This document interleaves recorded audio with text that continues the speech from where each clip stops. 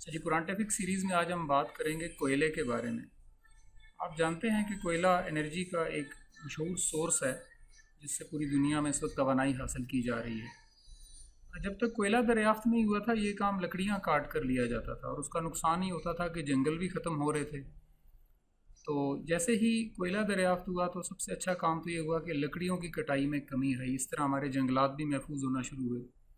کوئلے کی یہ انرجی والی دریافت امریکہ میں 17ویں صدی کے اندر ہوئی، یعنی آج سے کوئی تقریباً 300 سال پہلے، اور اس سے لکڑیوں کے کٹاؤ میں بھی کمی آئی اور جنگلات کو بچانے میں بھی اضافہ ہوا۔ حیرانی کی بات یہ ہے کہ آج سے 1400 سال پہلے اللہ تعالیٰ ہمیں قرآن میں یہی بات بتا رہا تھا۔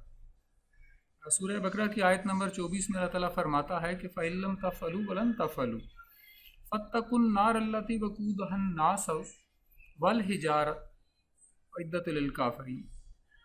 اس سے پچھلی آیت میں اللہ تعالیٰ بتا رہا ہے کہ تم میرے جیسے قوانین نہیں بنا سکتے، اگر تم سب اکٹھے ہو کے بھی کوشش کر لو تو تم نہیں بنا سکو گے۔ فَإِن لَّمْ تَفْعَلُوا، تو یہ تم سے نہیں ہوگا، وَلَن تَفْعَلُوا، اور ہرگز تم یہ نہیں کر سکتے۔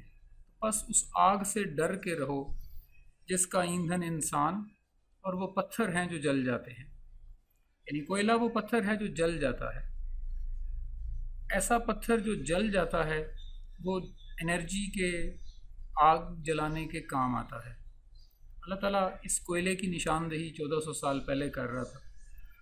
جتنی جلدی ہم اس آیت کو سمجھ جاتے اتنی جلدی ہم درختوں کو محفوظ رکھ سکتے تھے۔